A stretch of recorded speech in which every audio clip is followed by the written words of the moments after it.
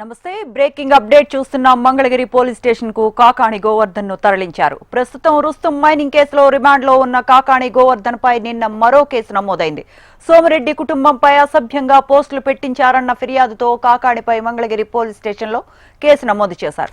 ఈ కేసు విచారణ నిమిత్తం పీటీ వారెంట్ పై నెల్లూరు జైలు నుంచి మంగళగిరికి తరలించారు పోలీసులు.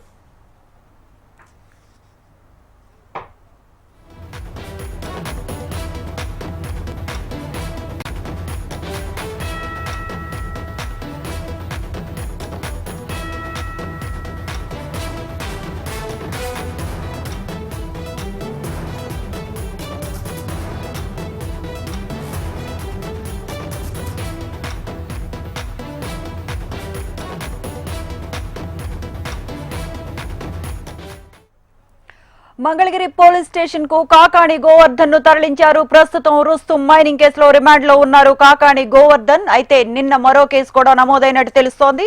ఇదే అంశానికి సంబంధించిన మరిన్ని అప్డేట్స్ మా కరెస్పాండెంట్ నరసింహులు అందిస్తారు. నరసింహులు, కాకాణి గోవర్ధన్ రెడ్డి కేసు వ్యవహారం రోజుకో మలుపు తిరుగుతుంది. కొత్త కేసులు నమోదవుతున్నాయి. ముఖ్యంగా సర్వేపల్లి నియోజకవర్గంలో ప్రస్తుత శాసనసభ్యులు మాజీ మంత్రి సోమిరెడ్డి చంద్రమోహన్ రెడ్డికి ఆయనకి మధ్య ఉన్నటువంటి వైరుధ్యాలు, విభేదాలు ఇప్పుడు తారాస్థాయి. ఆయన మంత్రిగా ఉన్న హయాంలో చంద్రమోహన్ రెడ్డిని తీవ్ర ఇబ్బందులకు గురి చేశారన్నటువంటి కారణంతోనే అదే ప్రతీకారాన్ని తీర్చుకునే క్రమంలో ఇప్పుడు అనేక కేసులు కూడా నమోదవుతున్నట్లు వైఎస్ఆర్ కాంగ్రెస్ పార్టీ శ్రేణులు భావిస్తూ ఉన్నాయి. మొత్తంగా ఈ ఇద్దరి మధ్య విభేదాలు నెల్లూరు జిల్లా చరిత్రలో ఎప్పుడూ లేనంత స్థాయిలో ఇప్పుడు రాజకీయాలు, కక్షలు, కార్పణ్యాల దాకా పెట్టినటువంటి పరిస్థితులు సమీపంలో కూడా ఉన్నాయన్నట్టుగా కూడా అయ్యే వ్యవహారం నడుస్తూ ఉంది.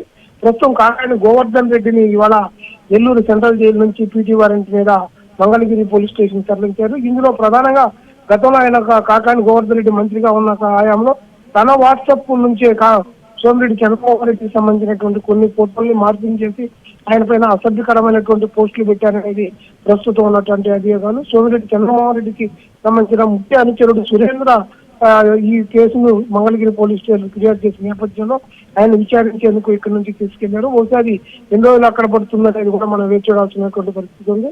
ఇంకోవైపు కాకాణి గోవర్ధన్ రెడ్డి ప్రాతినిధ్యం వహించినటువంటి ప్రస్తుత సోమిరెడ్డి చంద్రమోహన్ రెడ్డి ప్రాతినిధ్యం వహించేటటువంటి సర్వేపల్లి నియోజకవర్గంలో గతంలో సర్వేపల్లి రిజర్వాయర్, కంపూరు కాలువ, అలాగే ఇరువురు పెన్నా నది ఇసుక రీతి నుంచి కూడా అక్రమాలు జరిగాయనేటువంటి ఆరోపణలు కూడా సోమిరెడ్డి చంద్రమోహన్ రెడ్డి అనుచరులు కానీ సోమిరెడ్డి ఫిర్యాదు చేసినటువంటి పరిస్థితి. గూగుల్ ద్వారా కూడా అనేకమైనటువంటి ఆధారాలని ఈరోజు ఆయన పోలీసులకి అలాగే రాష్ట్ర ప్రభుత్వానికి నివేదించినటువంటి పరిస్థితుల్లో అవి కూడా వరుసగా 3 రోజుల కిందట మరో 4 కేసులు నమోదయ్యాయి. ఇప్పటికే 11 కేసుల్లో సోమిరెడ్డి చంద్రమోహన్ కాకాణి గోవర్ధన్ రెడ్డి పైన నడుస్తున్నటువంటి పరిస్థితుల్లో తాజాగా పీటీ వారెంట్ కొనసాగుతోంది.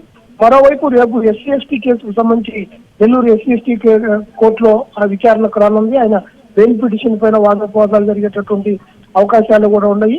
వీటన్నింటినీ పరిశీలిస్తే గోవర్ధన్ రెడ్డి యొక్క మొత్తం ఇటు రాజకీయంగా కానివ్వండి, అలాగే ఆయన కేసుల వ్యవహారాన్ని చూస్తే వల్లమైన వంశీని కల్పిస్తున్నటువంటి పరిస్థితి కూడా ఉందని నెల్లూరు జిల్లాలో రాజకీయంగా చర్చ సాగుతున్నటువంటి పరిస్థితి ఉంది.